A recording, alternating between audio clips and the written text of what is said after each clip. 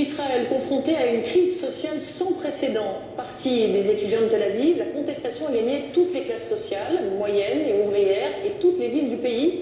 150 000 personnes sont descendues dans les rues samedi. Les manifestants réclament plus de justice sociale et dénoncent la mainmise d'une quinzaine de grands groupes sur l'économie.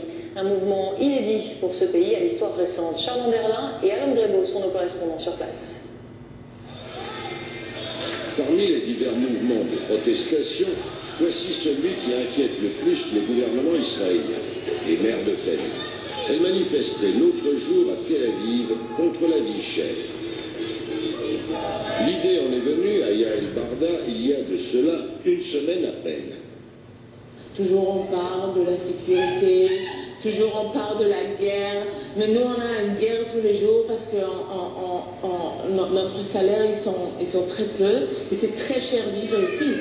Et quand j'ai un enfant, c'est comme acheter une autre maison. Elle est avocate et sociologue. Son mari est salarié. À eux deux, ils gagnent l'équivalent de 3 200 € par mois. Pour Israël, c'est une bonne situation, mais malgré cela, ils ne parviennent pas à payer toutes les factures.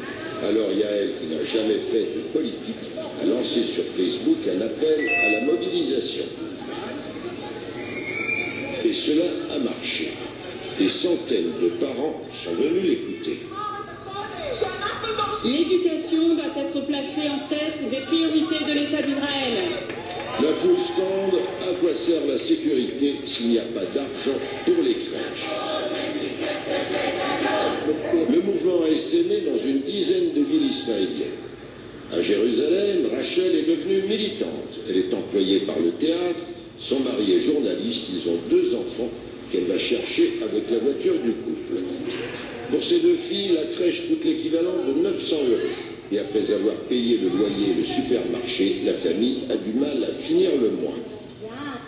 Mon mari et moi avons fait l'armée. J'ai été officier. Nous donnons beaucoup à l'État. Malgré cela, nous n'avons pas l'impression de pouvoir vivre honorablement dans ce pays. Hier soir à Jérusalem aussi, des centaines de parents ont manifesté pour réclamer une justice sociale. Bonsoir Charles Anderlin, on vous retrouve en direct de Jérusalem. Alors comment le gouvernement Netanyahou compte-t-il répondre à cet appel de la rue et aux revendications des manifestants? Bien pour l'heure, par une fin de non-recevoir. M. Netanyahou, le Premier ministre, a décidé de ne pas recevoir les représentants des manifestants. La mission est confiée à une commission ministérielle qui prendra certainement du temps avant de déposer ses conclusions. Et puis la droite qui est au pouvoir a lancé une offensive médiatique contre tous ces manifestants. Le ministre des Affaires étrangères, Avigdor Lieberman, a même déclaré à Tel Aviv, eh bien, ce sont des fumeurs de narguilés et des joueurs de guitare. Alors, on nous prévoit donc un véritable bras de fer entre le gouvernement et les manifestants. Il faudra attendre et voir dans les jours qui viennent et surtout en fin de semaine lorsque de nouvelles manifestations très importantes sont prévues. Charles Anderlin en direct de Jérusalem. Merci Charles pour ces précisions ce soir.